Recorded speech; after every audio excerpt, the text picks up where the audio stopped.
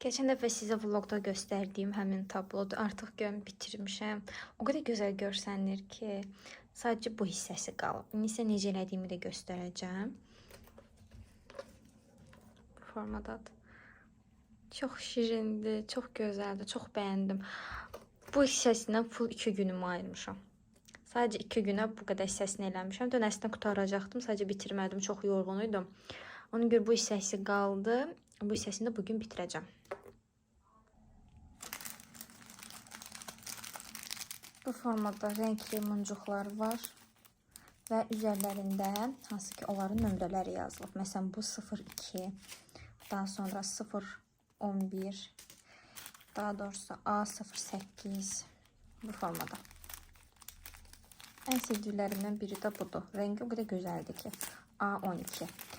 Və həmçinin bunun arxasında da hərfləri yazılıb. Baxın, məsələn, A hansıdır? Burada, məsələn, L-lərdir. Məsələn, L-lərə hansı muncuq qoyulmalıdır? Onu tapmaq üçün buradan baxırıq ki, L hansındadır? L, baxın, axırıncı A12-dədir. Deməli, A12 nömrəli muncuq biz oraya yapışdırmalıyıq. Yəni, A12-ni. Və üzərində bu formada kağız var. O kağızı etap-etap çıxartmalısınız. Əgər hamısını birbaşa çıxartsanız, kley quruyacaq. Çünki kley özündəndir yapışqanı.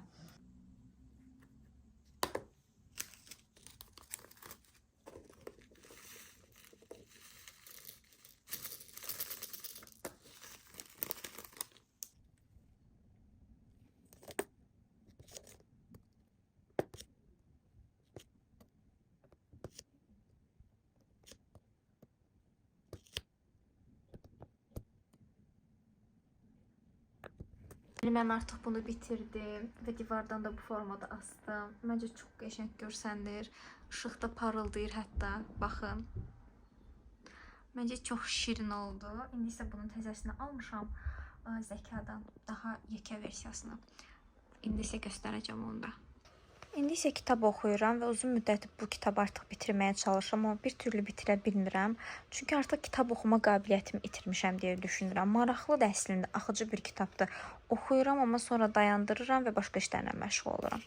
Əlfəcinim isə əlbəttə ki, bir əkizlər bürcü olaraq əkizlər bürcüdür. Burada arxasında isə məlumatları yazılıb. Ünsürü, rəmzi, rəngi, planeti ilə bağlı. Hətta əkizlər bürcü qadını və əkizlər bürcü kişilər haqqında ayrı-ayrı məlumatlar veriblər. Və siz nə bürcüsüz və yaxud da ki, belə sual verib, bürcülərə inanırsınız? Mən həqiqətən də inanıram, çünki bürcümün bir çox özəlliyinə sahibəm. Kitabın içi isə bu formada şəkillərlə olduğu üçün daha maraqlıdır. Əslində bunu özümlə rayona da aparmışdım, oxuyaram deyə düşünmüşdüm, amma oxumadım. Çünki belə bir vaxtım olmadı açığı. İndi isə istəyirəm kənarda qalmış kitablarımın tozunu alıb onları normal yığışdırmaq və sizə də bunu video formasında çəkmək istəyirəm. Açığı kitablarımın ayrı bir rəfi var idi, lakin biz həmin rəfi yer tutduğu üçün yığışdırdıq, yəni komple şkafı yığışdırdıq. Ona görə də indi kitablarım ortalıqlarda qalıblar, indi onları yerbəyer eləməliyəm. Və bunu da göstərim, yanıma belə bir fosforlu qələmlər qoymuşam ki, içərisində sevdiyim yerləri işarə edeyim, amma oxuduğum kitabları işarə eləməyi və yaxud da ki, rəngləməyi çox sevmirəm. Ona görə də bunu çox nadir hallarda eləyirəm. Əslində bir çox tanışım kitab oxuyar zaman belə fosforlu qələmləri götürüb işarə eləyirlər sevdiyi yerlər, amma mən nəsə çox sevə bilmirəm bu özəlliyi. Deməli, bizim otağın bu künc hissəsində belə bir mebel var hal-hazırda. Bu əslində bizim köhnə mebeldir, lakin bu hissəsi artıq olduğu üçün və bu hissədə boş olduğu üçün belə dəyərləndirmək istədik. Bunun üzərində demək olar ki, lazımlı lazımsız bir çox şey var. Üzərisini toz basıb, çünki uzun müddətdir bura biz gülləri yığmışdıq. Balkondakı güllərə günəş dəyirdi və onları yandırırdı. Ona görə də buraya yerləşdirmişdik. İndi isə mən buradakı gülləri götürdüm və başlayaq buranı birlikdə təmizləməyə. Həmçinin burada qardaşımın köhnə xarab olmuş kompüterinin ekranı var. Ekranı işləyir deyə atmamışıq, hardasa dəyərləndirərik deyə, amma qalıb orada hələ ki istifadə etmirik. Həmçinin burada mən universitetə qəbul olduğum zaman öz ixtisasım coğrafiya müəllimi olduğu üçün anamın mənə hədiyyə etdiyi bu qlobus var. Çox gözəldir və heç istifadə etməmişəm. Bunu toka taxdığımız zaman lampoçka kimi işığı yanır, maraqlı göy bir işığı var. Amma heç yandırıb istifadə etməmişəm açığı.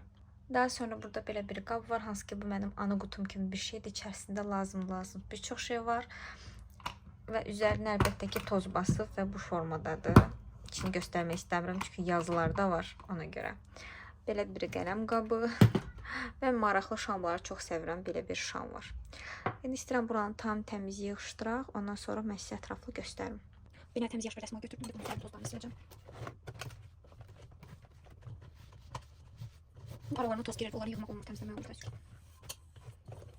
Və mənim toza allergiyam var. Normalda bu şəkildə tozla çox təmiz ola bilmirəm. Amma neymiş, artıq təmizləməliyik. Zarafatsız tozun çıxanın nə qədər yaşı var. Mən bunu birinci sinifdən bəri istifadə edirəm. Formada təmizlədim. İndi əvvəlki bunun daha təmizdir. İndi isə istəyirəm bu qoltusunu təmizləyəm.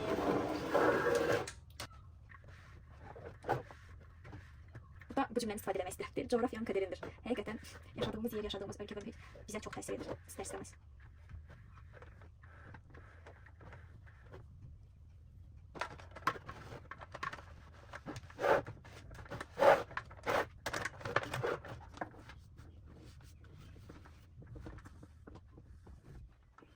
Bu formada meridian xəttinə qədər var, hətta üzəri santimetrdə də xətt kimi. Bəlkə bir gün həqiqətən də istifadə edərəm. Daha sonra bunu da götürək buradan. Bunun için tam göstermek istəməsəm də içərisində baxın bu formada, hansı ki bu güzgüydü, mənə hədiyyə olunmuşdu. Bu formada aksesuarlar və s. var.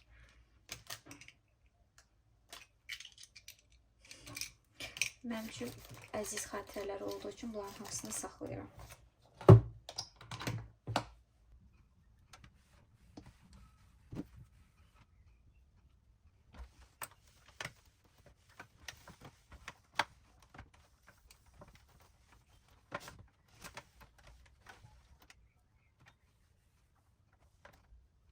Buradakı toza fikir verməyin. Burada isə balaca mən. Bəli, burada mənim 5 yaşım olur və mənim ad günümdür. Kombinimin gözəlliyinə bir dənə baxın. Ayaqqabılarımla çantamın uyumu. Çox kokoş bir uşaq olmuşam.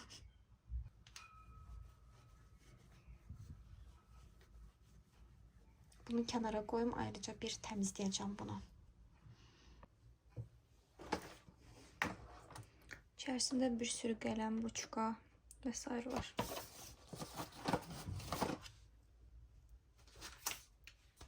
Bankdan belə bir kartkan var. İçərisində isə belə qəşəng stikerlər var. Bunları saxlı parası yapışdırmaq olar. Və mənim ingilis dilindən olan tapşırıqlarım qalıb. İndi isə keçək kitablarıma. Bu formada hamısını buraya yığmışam. Əslində çox vardı, lakin ətrafımdakı insanlara paylamışam. Bunu görərimdə hal-hazırda bu qədər qalıb. Bunlar da ən çox sevimlilərimdir demək olar ki. Üst hissədən başlayaq. Deməli, ilk bir Noel şarkısı gəlir. Əslində mən düzünü etiraf etməliyəmsə əgər türk dilində olan kitabları çox bəyənə bilmirəm, oxuya bilmirəm, demək olar ki, tahammülüm olmur türklər demiş. Ona görə də çox sevmirəm əslində türk kitablarını, amma bunu oxumuşam. Maraqlı bir hekayəsi var əslində. Çox spoiler vermək istəmirəm, amma çox egoist bir insanın, özündən başqa heç kəsi düşünməyən bir insanın həyata qarşı olan baxış bucağını əks etdirir. Hansı ki, orada başına bir hadisələr gəlir, çeşid-çeşid və o hadisələrdən aldığı dərslər. Arxasında bu formada əgər istəsəniz yaxınlaşdırıb oxuya bilərsiniz. Daha sonra isə yenə bu kitabla birlikdə aldığım Venesiyada Ölüm o qədər də maraqlı deyildi. Demək olar ki, yarısında buraxdım artıq oxumağı. Söhbət nədən gedirdi, artıq onu belə unutmuşam. Yəni, çox da maraqlı deyildi. Arxasında bu formada. Daha sonra bu bura necə gəlib çıxıb bilmirəm, amma Azərbaycanca Rusça danışıq kitabı var. Həmçindən deyim, burada biraz qardaşımın kitabları da var. Onlar da bunlarla biraz qarışıb. Gecə vaxtı itin məmalı ölümü. Bu da dedektiv janrında olan kitabdır. Əgər dedektiv kitablarını sevirsinizsə oxuya bilərsiniz. Amma yəni 10 üzərindən 10 və yaxud 9 deyil. Hardasa 6 və 7. Belə yəni nəmli salfetkada götürdüm. Kitabların tozunu Allah bu. Bu biraz tozluydu. Üzərini biraz silək. Daha sonra İki dənə belə kitabdır. Bu qardaşımın oxuduğu kitablardır. Görünməz Adam və Çingiz Aytmatovun Dəniz kənarında qaçan Alabaş kitablardır. Bunları mən oxumamışam, ona görə də şərh bildirə bilməyəcəm. Qardaşımın oxuduğu kitablardır. Növbəti yenə balaca uşaqlar üçün oxunası kitablardandır. İfritə Diş Həkimi. İçərisi düşünürəm ki, çox maraqlıdır, illüziyalarla doludur. Əgər uşaq vaxtı mənə belə bir kitab alınsaydı, məncə həvəslə oxuyardım. Əgər sizin də uşağınız varsa və kitab oxumaqda çətinlik çəkirsə, onda belə bir kitab alaraq, onda alışqanlıq, vərdiş halına gətirə bilərsiniz. Belə maraqlı da bir əlfəcini var. Bunda tozunu alaq. Daha sonra bunun burada nə işi var bilmirəm, amma tarixdən xronologiya və terminlər kitabıdır. Vaxtilə bunu çox sevirdim, oxuyurdum. Test işləyəndə çox lazım olurdu, amma köhnə versiyada artıq bundan istifadə edilmir. Sadəcə mən xatirə məqsədli saxlamışam. Daha sonra məni kitab oxumağa alışdıran, kitab oxumağı mənə sevdirən iki kitab var. Biri Yasəmin Qoxulu hekayələrdir, biri isə Mevlana və Şəmsdəndir. Hansı ki, bunlar qoxulu kitablardır hər ikisi də. Yakamoz buraxılışıdır. İçərisindən hələ də Yasəmən iyisi gəlir. Hansı ki, mən bunu 4 və ya 5-ci sinifdə almışdım. Çox gözəldir, hələ də gəlir iyisi içərisindən. İçərisi isə bu formadadır. İçərisində bir-birindən əlaqəsiz, maraqlı hekayələri var. Və bunun başqa nəşrləri də var idi, hansı ki, Papatya qoxulu hekayələr, Kahve qoxulu hekayələr və s. Məncə maraqlıdır. İndi bilmirəm, bunlar hal-hazırda satışda var, yoxsa yoxdur. Bir digəri isə Mevlana və Şəmsdəndir, hansı ki, içərisində dini hekayələr var. Bunun içərisində bir hekayə var, mənə o qədər təsir etmişdi ki, və çox maraqlı gəlmişdi. O da Həzrəti Yusif ilə bağlı olan hissəsi idi. Bilmirəm hansı hekayədə idi, amma içərisində Həzrəti Yusiflə də bağlı kiçik bir hekayə var və o mənə çox maraqlı gəlmişdi.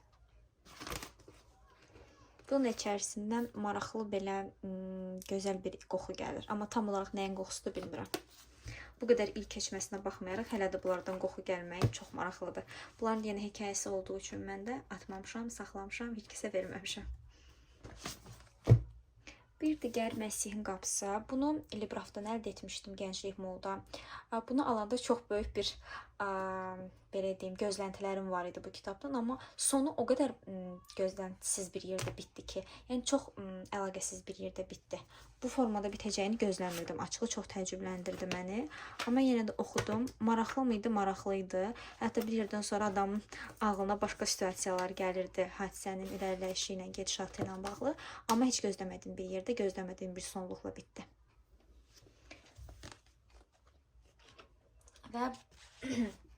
Və bu kitabda yenə dedektiv tipli kitabdır. Əgər dedektiv janrda kitabları sevirsinizsə, mütləq ki, bunu Librafda ön sıralarda görmüsünüz. Qiyməti isə 13 manat idi. 12 manat 90 qəpik. Mən bunu ikinci kursda səhv etmirəmsə oxuyar zaman almışdım. Daha sonra kitablarımın içərisində ən sevdiyim, ən favori olan kitabım George R. R. Martin'in Taxt Oyunları kitabı. Bilmirəm izləyicilərimdən nə qədərsi bunun hekayəsini bilir və filminə baxıb və yaxud da ümumiyyətlə məlumatı yoxdur. Taxt Oyunlarıdır. Orijinal adı Game of Thrones'dur. Hətta bunun neçə sezonluq, belə 8 sezonluq bir dizisi də var. Hamısına baxmışam. 3-cü kursda oxuyanda bunların fanatı idim. Yəni hafızamdan silinsə, təkrar oxumaq istədiyim kitabdır. Kaş ki, bunun digər versiyalarını da əldə edə bilsəydim, hansı ki, bunun 12-13 dənə kitabı var, səhv etmirəmsə. Təəssüf ki, onların heç bir Azərbaycan dilində yoxdur və Azərbaycanda yoxdur. Trendyoldan və sair baxmışam, türk dilindədir, amma bunları türk dilində oxumaq məndə o qədər də gözəl hissiyat yaratmır. Ona görə çalışdığım qədər Azərbaycan dilində oxumağa çalışıram. Bu kitab isə əlbəttə ki, möhtəşəm idi. Bəlkə sizin biraz gözünüzü qorxuda bilər. Tam olaraq 858 səhifədir. Xanədanlığın xronologiyasıdır bu formada. Adları, başlarına gələn hekayələr o qədər gözəldir ki. Yəni çox gözəldir. Ən sevdiyim kitabdır. Bu da Taxt Oyunları Buzlu Alovun nəğməsidir. Birinci kitabdır. Filminə də baxa bilərsiniz, hətta istəyirsinizsə. Yəni filmindən daha çox dizisinə. Bu şəkildə. Daha sonra yenə maraqlı kitablardan biridir. Louise Hay'in 21 günə həyatını dəyiş kitabıdır. Mən bu kitabdan gözləntim çox böyük idi ki, bir ara hansı ki özümü inkişaf etdirmək, həyatımı dəyişmək, bu situasiyalara çox baxırdım. Bu zaman əldə etmişdim bu kitabı da. 7 manat 90 qəpiyə idi. Arxasında qeydlər hissəsi və s. də var. Gündəlik sizə tapşırıqlar verir və o günlərdə həmin o verilən tapşırıqları siz yerinə yetirilməlisiniz. Ən çox güzgü ilə olan tapşırıqlardır. Əgər belə situasiyaları sevirsinizsə, məncə maraqlı olacaqsınız. Amma mən təəssüf ki, axıra qədər bitirməmişəm bunu. Amma yenə də sevdiyim tip kitablardandır deyə saxlamışam. Bilmirəm, siz bu fikirdəsiniz yoxsa yox. Mən Elxan Əlaftanın bir çox kitabını sevirəm, bir çoxusunu sevmirəm. Ən sevdiyim kitablarından biri də Şantajdır. Hansı ki, mən bunu bir günə bitirmişəm. Səhər aldım və axşamına bitirdim. Bir oturuşda qurtarmışam yəni. Amma bəzi yerləri var ki, əlbəttə ki, mən də qınayıram yazarı, yəni sevmədim o tip yazmağını. Amma hekayə olaraq məncə universitetə yeni başlayan tələbələr üçün və yaxud da ki, yeni bir həyata başlayan insanlar üçün məncə bir növ özünə yol istiqamət seçməyə məncə kömək edəcək bir kitablardan biridir. Mən bu kitabı oxuyanda çox qəzəblənmişdim, çox əsəbləşmişdim yəni bu formada. Normalda əgər obraz, yəni başrol obraz mənfi belə olsa, xarici yazarlarda biz görürük ki, həmin obrazı elə bir qələmlə yazır, elə bir qələmlə bizə izah edir ki, bizdə ona qarşı nifrət yaranmır. Amma mən bu kitabdakı başrol qızdan çox nifrət etdim, çox əsəbləşdim. Sonunun bu formada olmağını gözləmirdim açığı. Amma yenə də bir oturuşda bitirdiyim kitabda, ona görə də saxlayıram. Bir digəri yenə Elxan Əlaflıdandır. Uğursuz gecə. Çox wow deyil. Əslində bu da yenə bildiyiniz kimi detektiv janrında olan romandır, detektiv romanıdır, amma sonunun bu formada olacağını mən də gözləmirdim. Açığı məni təəccübləndirdi, ona görə də saxlamışam özümdə. Yəni bir də olsa bir də oxuyaramı, xeyr oxumaram, amma yenə də maraqlı idi məncə hekayəsi.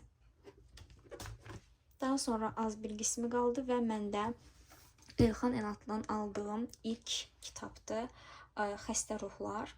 Deyir, ən təhlükəli ruh sağlam bədəndəki xəstə ruhdur. Mən bu kitabı oxuyarkən həqiqətən də bir çox hisslər keçirdim. Yeri gəldi ağladım, yeri gəldi əsəbləşdim, hüzünləndim. Amma yenə də məncə Elxan Əlaflının mənə görə ən yaxşı kitabı bu kitabdır. Sizə də tövsiyə görürəm. Müharibə dövründən də bəhs edir, ermənilərlə Azərbaycanlar arasındakı olan münasibətdən də bəhs edir və həqiqətən bunu oxuduğunuz zaman ermənilərə bir daha kinlənirsiniz. Və sonuncu saxladığım kitab xarici bir klassikadır. İnsan ehtirasının yükləri. Çox maraqlıdır mənə görə. Yenə də çarəsiz, nə edəcəyini, hara gedəcəyini bilməyən insanın hekayəsidir və həmin oğlan, hansı ki başrolumuzdakı olan oğlan həyatda 1-0 geridən başlayır. Məncə çox maraqlıdır. Mən bitəndə həqiqətən də çox hüzünlənmişdim ki, kitab niyə bitdi? Məncə ən sevdiyim klassikalardandır. Normalda mən klassik kitab oxumağı çox sevmirəm. Mən daha çox fantastik və detektiv romanlarını daha çox sevirəm. Yenə də ən sevdiyim klassikamdır. Sonda isə artıq 3 dənə kitab qalıb. Bunlar hansı ki təzə kitablarımdır. Biri Görünməz adamdır, bir də Zaman makinəsidir. Kaş Plan Azərbaycan dili olan versiyasını alsaydım, amma mən gedən zaman bunlar qalmışdı və bunları əldə etdim. Hələ ki oxumamışam. Bunu biraz başladım. Amma o qədər də maraqlı gəlmədi mənə. Ona görə atdım və əlimdəkindəki kitabı oxuyuram. Amma bunları da oxuyacağam. Və ən son bitirdiyim, bilirəm sizi biraz təəccübləndirdi, amma Spiçəli Yasalardır. Mənə elə gəlir ki, kitablarımın içərisində ən gizəmli olan kitabdır. Çox sevirəm bunu və bunu yenidən oxuya bilərəm, təkrar. Çünki çox maraqlı deyə düşünürəm. Hətta içərisindən biraz sizə göstərə bilirəm. Bu formada. Arxasına da baxa bilərsiniz. Bunu mən Trend yolundan əldə etmişdim. Bu yazarın bir çox kitabı da var. Onları da əldə etməyi düşünürəm. Bu formadan sonda isə 2 dənə belə bir şey qaldı. Bu bizə Teknofestdən hədiyyə edilmişdi. Altında isə bir yapbozdur, puzzle yəni. O da yeni Teknofestdən xatirə məqsədi ilə saxlamışam universitet vaxtımdan. Bu qədər. Kitablarım bitdi. Bu formadaydılar. İndi bunların tozunu alıb, buranı da səliqə ilə tozunu silib buraya yerləşdirəcəm.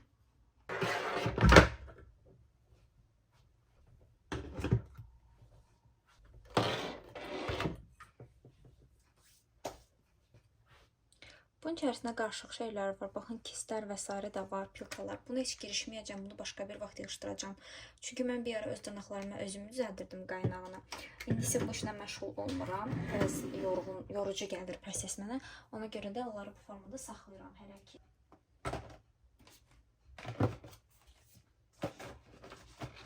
Bu yerləşmədi. Bunu hələlik saxlayaq. İndi isə gəlin bu şkaflara keçək. Burada bu formada qarışıq şeylər var. İstəyirəm buranı bir dənə yığışdıraq.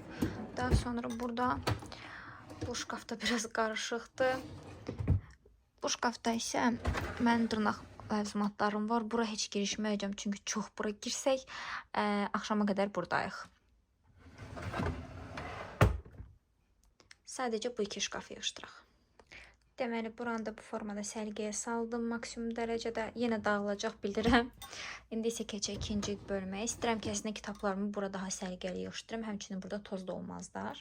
Daha rahat olar mənə. Sizə bu dəftərimi göstərmək istəyirəm. Bunu Temudan sifariş vermişdim. O qədər gözəl bir dəftərdir ki, maraqlı baxın. Bu formadadır. İçini də açım göstərim.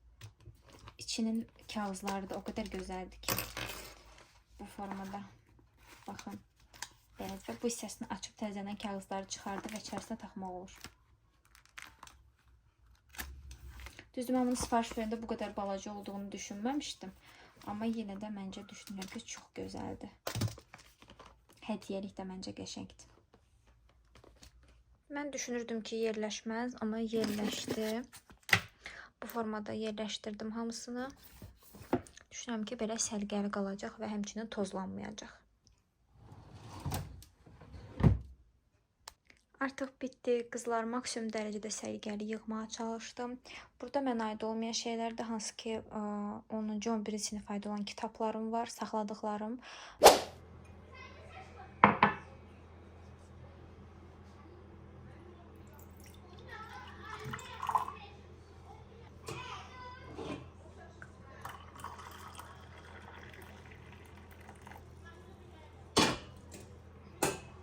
İndi isə ən sevdiyim bu şokoladlarla gözəl bir çay içib dincələcəm. A few moments later. Acımışam və evdə mənim yeyə biləcəyim heç nə yoxdur. Buna görə də özümə verməşə bişirirəm. Bu nazik verməşələrdən istifadə edəcəm. Bunları ilk öncə tavaya töküb qovururam. Daha sonra isə su töküb bişirirəm. Bişirilmə qaydası o qədər rahat və asandır ki, cəmi 5 dəqiqə ərzində yeməyiniz hazır olur. İlk öncə tavanı qızdırırsınız öncədən, daha sonra üzərinə vermişələri töküb bu formada qızarana qədər qarışdırırsınız və həmçinin üzərinə biraz yağ və duz əlavə edirsiniz. Qapağını örtüb bişməyini gözləyirsiniz. Duz zövqə görə dəyişir. Mən nə az, nə də çox əlavə edirəm. Yağ olaraq da bu yağdan istifadə edirəm. Siz istəsəniz duru yağdan da istifadə edə bilərsiniz, lakin bu yağla daha dadlı olduğu üçün mən kərə yağından istifadə edirəm. Və cəmi 5-6 dəqiqə içərisində yeməyim hazır olur. Mən qatıqla yeməyi tərcih edirəm. Siz başqa bir sos da hazırlayıb bununla da yeyə bilərsiniz. Tamamilə zövq məsələsidir. Videonu bəyənib kanalıma abunə olmağı unutmayın. Sağ olun.